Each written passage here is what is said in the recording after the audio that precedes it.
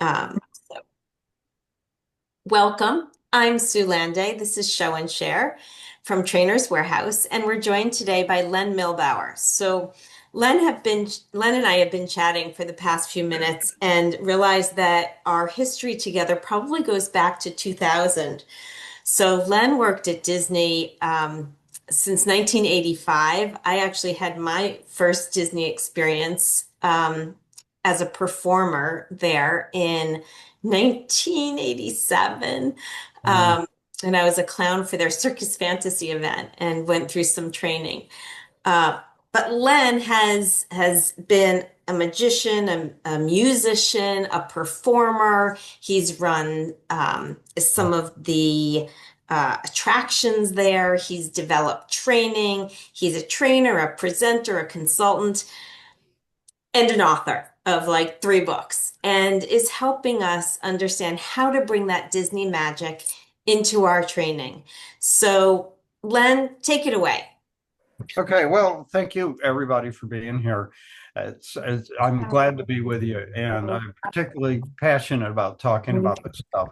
You know, you have some trainers that are very focused on facts. They serve broccoli. You have other trainers that know how to have a great time. They serve brownies. And I get that there's a need for both broccoli and brownies in a training room, facts and fun, if you will, but just not in the same bite. Yuck. No, maybe a better way to do it is to alternate broccoli, brownies, broccoli, brownies, broccoli, brownies. So that way you have facts and fun together as one. So what I'm hoping to show you, and particularly Trainer's Warehouse is the one of, well, I would say the best place in the world for finding ways to get both the facts and the fun out there. And I hope to show you ways that I personally done this and use Trainer's Warehouse materials, and that Disney has done this because Walt was pretty shrewd. He said the gap between what is generally regarded as entertainment and what is defined as educational represents an old and untenable viewpoint. And interestingly, Walt tried to get into education and eventually gave up because the education experts couldn't even agree amongst themselves as to what the best techniques were. So he said, well, we'll just entertain them and we'll slip some learning in. Now, my focus is on something I call learner-tainment, and there are 8 principles and 8 action steps. And obviously, we don't have 20 hours together to talk about all that stuff.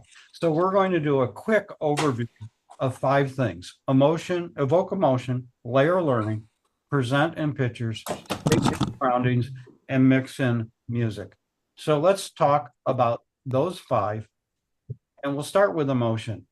And here's an interesting thing about the Disney experience. It's very emotional. The Walt said, others hit the intellect. We hit emotion. Those who appeal to intellect only appeal to a very limited group. And if you think about it, that's one of the reasons that the company has been so successful. I can give you an example from my own experience in a mall near my house. The Apple store is jam-packed from the moment it opens. The Microsoft store never was. In fact, it's closed now, but the Apple store is still going strong and they've expanded. See, when you have a product that hits people emotionally, you succeed. And how do you do emotion in training then? Well, Do we brainstorm with that question a little bit and have people kind of shot into the chat different ways that they've brought emotion in? yeah, I like that. I'd like to hear that. Let's just take a quick minute. Storytelling.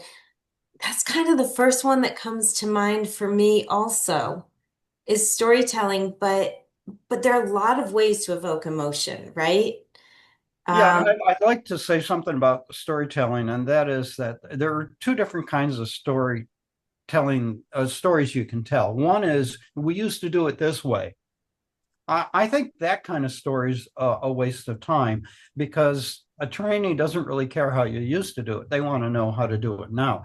However, if you've got a story about when somebody didn't follow what we do now and things went wrong, then that's an okay story. Hmm. The dream builder, the crusher. Oh, John, you'll have to tell us about that later on. The dream builder and dream crusher activity. But yeah, evoking emotion can either be by hearing a story or by experiencing something yourself, right? So, um, it may be that you're playing a game or that you're doing a role play and maybe it's challenging. Maybe it's not. So there's a lot of different emotions that we can bring into play in the training room also, I think. So let me give you an example, jumping off this picture on the screen here. Um, Most organizations, if they, let's say you have a new payment system, a new way that employees have to log their hours so they can get paid. In most organizations, they would say, well, today we're going to show you the new software and how it works and what you need to do to make sure your pay is in. That's a very logical approach. If I were designing that training, I would start out with, what are you doing this weekend? What do you like to do? I might even have people draw their favorite activities. And then I would ask people, okay, so what are those activities? And you could use that for introductions if you wanted. And then from there, you would say, well, what's the common denominator you need in order to do those activities? And the answer is money. And yes, you need money. So today we're going to teach you how to get paid properly so that you can do all those things you like to do. Now, that's kind of a simplified example, but it is the difference between taking a logical approach to here's what we're going to learn today, here are our objectives, and taking an emotive approach where here's what's really in it for you. And when you reach people logically, you can gain consensus. But when you reach them emotionally, you can change behavior. Mm, love it. Thank you. Okay, let's go on from there. The second one is layering learning. Now, there's in the training field, I've heard all sorts of discussions about whether learning styles are real or not. And well, you can't find the region in the brain that actually fits that. And I think it's a bunch of bunk. And then there's something else called multiple intelligences. But the Chip brothers, Dan and excuse me, the Heath brothers, Dan and Chip Heath, have this marvelous book called Made to Stick. And in that book, they said memory is like Velcro. The more hooks information has, the better it will cling. I believe that's true. And I like the four learning styles and the multiple intelligences. I like all of those because they're hooks. The more different hooks you can give people, the more ways you can teach the subject, the more chance you've got of it sticking.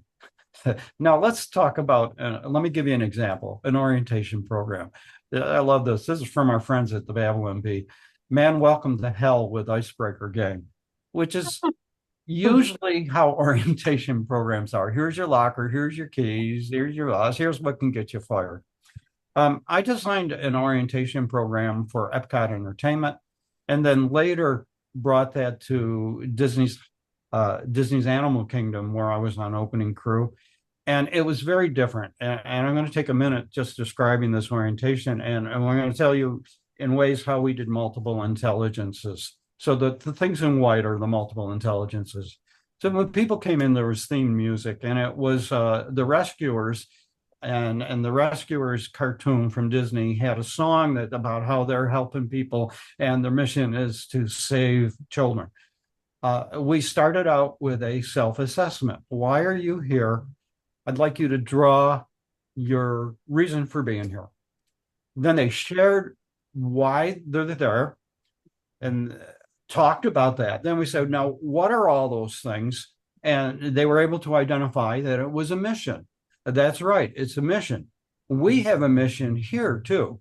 Here's our mission. And we opened a top secret envelope at that point. And it was really interesting because everybody in the room be going dun, dun, dun, dun, dun, dun, dun, as HR opened the package. And so we had group discussions about what Epcot's mission was, and we visualized it on the maps, and then we went out into the park and saw it and saw the landscaping and the recycling and the corporate footprint and facts and statistics. Now, here's the kicker. When we came back into the room, we asked them what they saw that worked, that fit the mission, and what they saw that didn't fit the mission. And I recorded that. And then we could take that to leadership to correct the food and beverage or the attractions or the entertainment, whatever they saw that needed fixing. And the capper on the day was, I said, okay, you identified your mission, you know our mission. How can you align the two? And then they would report, they would think about it, they'd report out on what they were going to do to be in alignment with it. Now think about how different that is from here's your locker, here's your keys, here's what can get you fired. So it's sort of like, I feel like we think about experiential learning during training, but this is kind of even before while you're developing what you're going to do to make it a field trip, to make it a role play, to make it an experience and an emotional experience to be able to lead to that. Yeah, Um, people would come out of that program saying, I learned more than I expected today. I learned something about myself too. mm, And we'd actually have people ask if they could take orientation again. I mean, think how absurd that is in most yeah, situations. great testimony. I do think that Chip and Dan should change their name to Chip and Dale, though. Isn't that only right? Yeah. The only problem is Dale's kind of stupid, so I don't know either. Okay, forget that. I don't know who would agree to be the stupid one. But okay, All so right, take we us to number three. looked a little bit at emotion. We looked a little bit at layering learning, and there's a whole bunch more we could talk about each of those. But again, time does not allow that. So let's talk about pictures. You think about what a picture is. You think about what a word is actually. A word is actually a picture that you then have to translate into meaning. So you don't necessarily need words all the time. You can use pictures too. And we're going to talk about colors. First, John Hench was one of his chief imagineers. He said, color is a language that people respond to consciously and subconsciously. When you walk down Main Street, USA, in the Magic Kingdom, you just feel this warmth about you. Some of it is the music playing, some of it is the smell of popcorn in the street, intentionally done, but some of it is the color of the buildings. It just reaches you deep in your soul. So how can you use color in training? Well, we've got 4 colors showing up on the screen: yellow, red, blue, and green. I'd like to ask you, what is the effect of each of these colors? What do these colors suggest to you? And Susan, if I'm saying this correctly, I think what we want you to do is in chat, write like, pick a color and write yellow and what you think the effect is. Is that the best way for this? Yeah, let's do it. Yeah, let's Red, see. yellow. I know somebody was having trouble with screen share. I think others are probably seeing it. Sometimes if you change your view and click on that, you can see. Ah, we're seeing that blues are calm and peaceful. Mhm. Yellow seems to be happy, bright. Red is intense, dangerous, caution. Yeah. Does this sync with what's in your head? It does. It does completely. I missed the first one. Was it yellow you said was the first one? I think I said blue Yeah, is kind of calming. blue. Yellow, I'm reading for folks, is sun, happy energy. Right. Okay. Yeah. So let's talk about that a little bit. And I have here what I think is an amazing PowerPoint slide. Obviously, they're not PowerPoint slides, they're road signs at Walt Disney World. And candidly, they're in the process of replacing these signs because they've become faded in time and they want to go to electronic signs. But let's look at how the colors are being used in this. The background for these slides is purple. Now, purple's a royal regal color, but it's associated with blue, and it is calming. And so blue or purple or somewhere in this family of colors is an ideal color for the background of slides. Most fonts should be in white because it's a neutral color, easy to read. However, the neurolinguistic programmers say that yellow is the first color the brain sees. So the critical information's in yellow, and that's exactly what they've done on these signs. Also, for warning people about things you need to know, red is the perfect color for that because he said it can get agitating. And then black and white arrow for people that might have a little trouble with color. This is pretty perfect for a PowerPoint presentation. And ironically, they say that the worst color combination is a white background with black text. And guess what we do all the time is a white background with black text. Mhm. Note to self. Uh, really, really.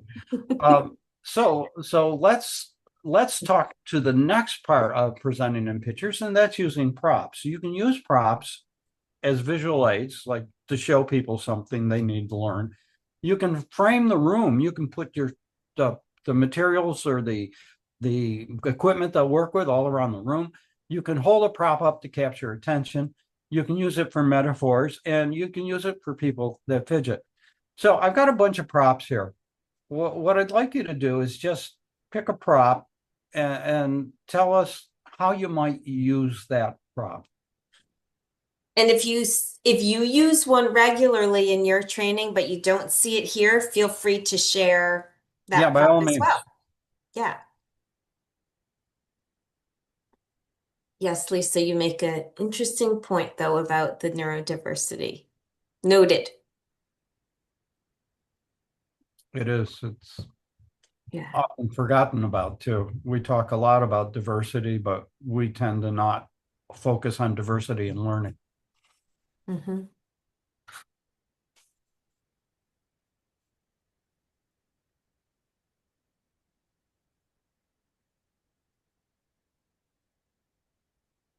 Love these answers as they're coming in.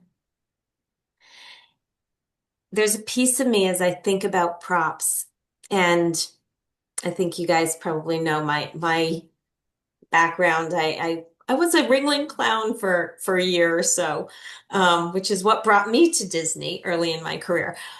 But I remember taking an improv class and thinking about how props, like, you've got a rubber chicken, you've got something, it is what it is. But what can you do with it outside of what it is? Like, a banana is a telephone, a rubber chicken is a pointer. That these props can take on different lives of their own. And I think it kind of or it could be like, what does this remind you of in learning? So, maybe it's a fidget toy on your desk, or, I have like random items on my desk. Okay, a honey bear, a fidget toy. Like, what could I do with these things? What points could you make So, or so ask your let learners me to bring let out? me offer a couple examples of what I did at Disney with these Please. props.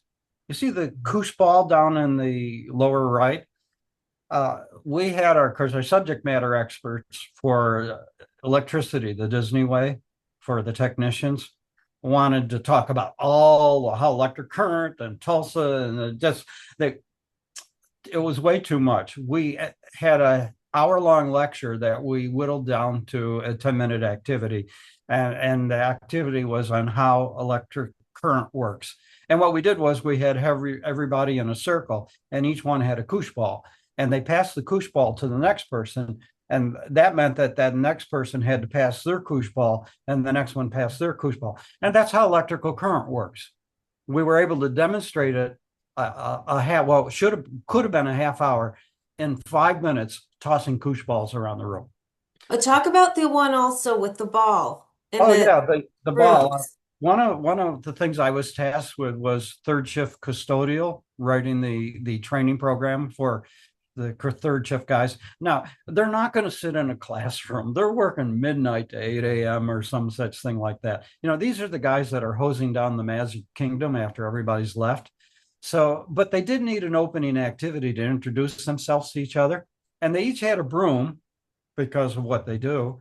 And so I had a ball of the world, and I had the facilitator push that globe to somebody to stop it with their broom, and they would introduce themselves, and then they'd sweep the globe to somebody else who would introduce themselves. And in this way, we did introductions.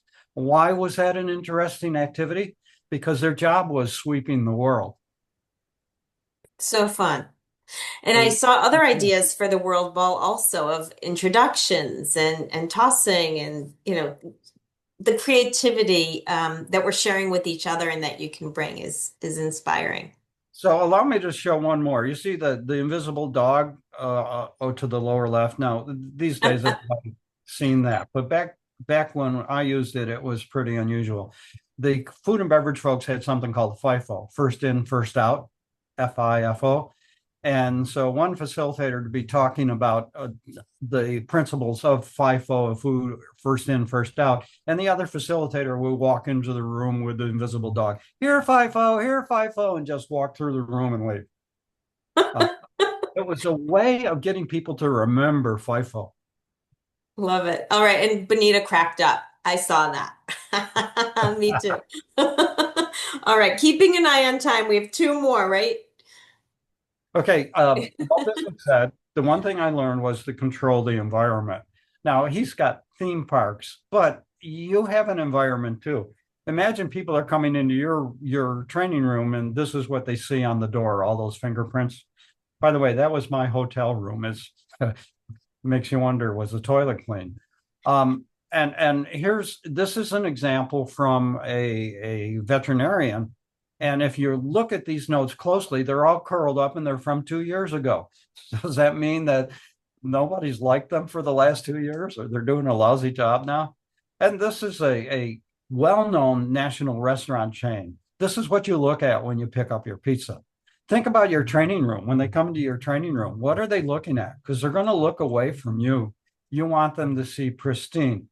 Now, this example is from Disney's Coronado Springs Resort. It's a convention hotel, so they know the people that work there are going to be walking into and out of the backstage areas. But look how pristine that looks. So that's how you build confidence, and everything you do in your room builds or detracts. So what do they see? What do they feel, hear when they walk in the room, when they touch the door, when they hear the sounds, when they smell the odor, when they see the room, when they see you? Are you crazy or are you calm? When they feel the temperature, read the slides, look at the walls, sit in their seats, open their materials. Every element communicates. And that's one of the reasons Disney has been so successful, is because they try to tie all those elements together. And you should be doing the same in a training room. Mm-hmm. The question for you, how do you make the environment inviting? Is there something you do? And as folks are thinking about this, I'm also going to put a link. We actually had a show and share previously about creating a warm welcome, Ooh, um, which is really apropos here. So I'm going to, or maybe Sarah, if you're on, you can dig that out. that's neat. Yeah, So we tend to forget about those things, but they matter a great deal. for sure. While you're typing, I'll give you an example I did with leadership training at the Mouse. I covered the tables with leadership quotes. And when the attendees entered the room for the first time, I told them their job was to find a quote they liked and put it on the wall. So then I had walls covered with leadership quotes that I could reference all the way through the training program. Love it. I love it. And I love what I'm seeing playing music, which Len's going to get to shortly. Um, Chocolates, talking to each other, calling people by names, putting fidget toys out. Little plug for fidget toys, right? Lots of different ways of doing it. Great ideas, everybody. All right, so I'll Thank move you. ahead then. So let's talk about music. Yeah, each of these lands in the Magic Kingdom, when you enter these lands, you hear appropriate music that tells you, it communicates to you where you are. Um, I do that as well. So this is an old list, but it is an example. This is a list I used for doctors and for dentists and dental hygienists and anyone in a helping field. I also could use a variation of this list for fashion.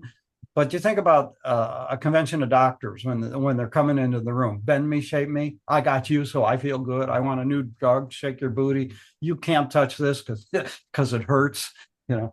So I would use that when people were entering the room or on breaks. And this is important. When you have songs with lyrics, you only want to use them when you want the song in the foreground, when you want it noticed in primary.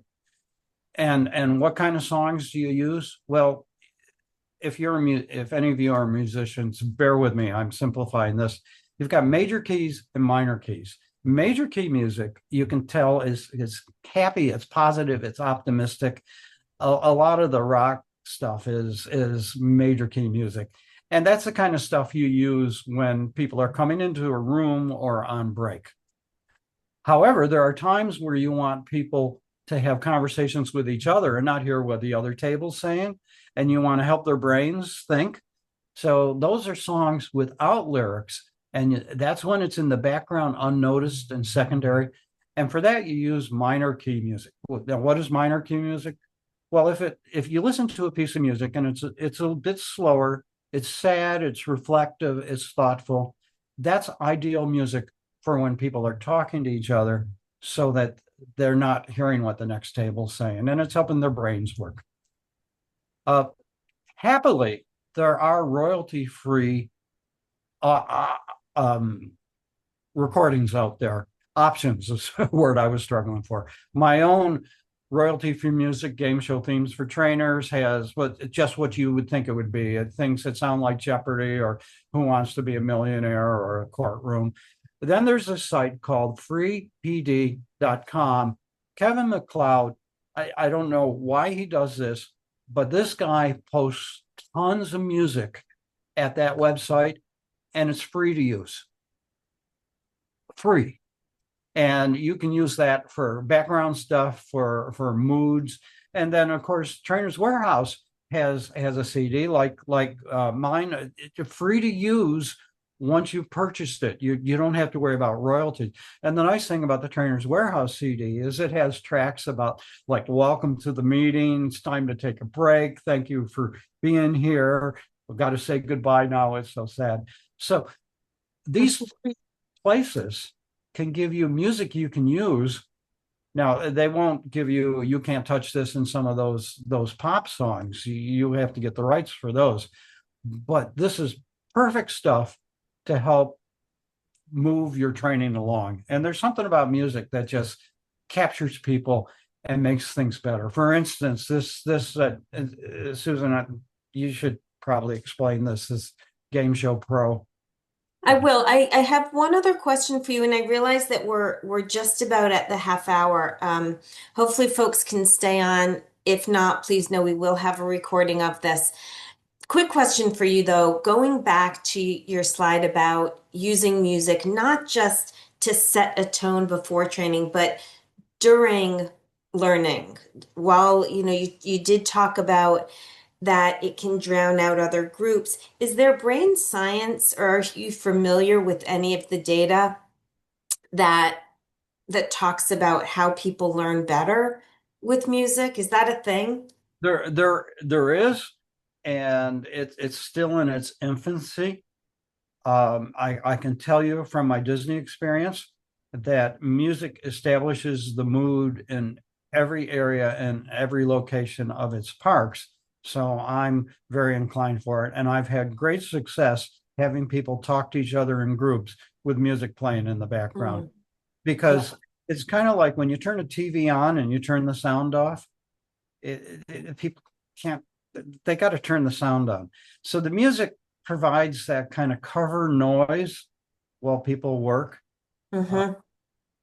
I'm sold. Of course, I wrote a book on the subject, so I would be. But yes, there's enough science. Certainly, the Muzak company has made a fortune selecting music for shopping experiences.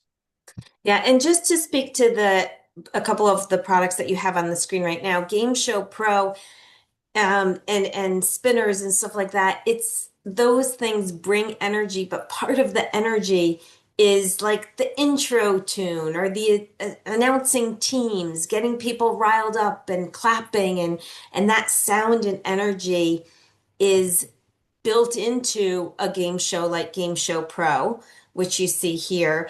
It's not often part of the less expensive ones that you might be able to just kind of find for free online or something like that.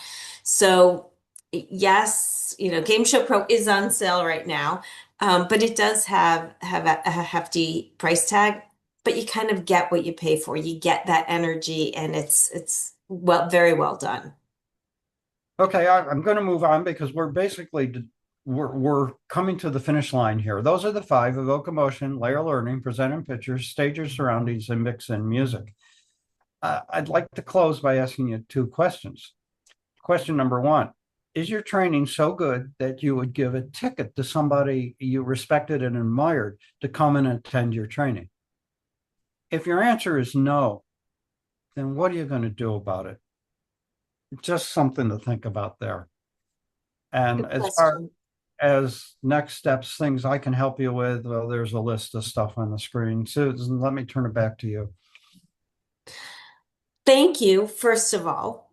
And before we close and turn off our recording and so forth, I just want to open it and welcome folks to turn off their muted or turn on their mics and either ask a question, share a reflection, suggest something that you're still wondering about that you'd like to ask Len or any of the other folks in our community. Yeah, because we were going 90 miles an hour there. We did. We got a lot in. Anything else you wonder about?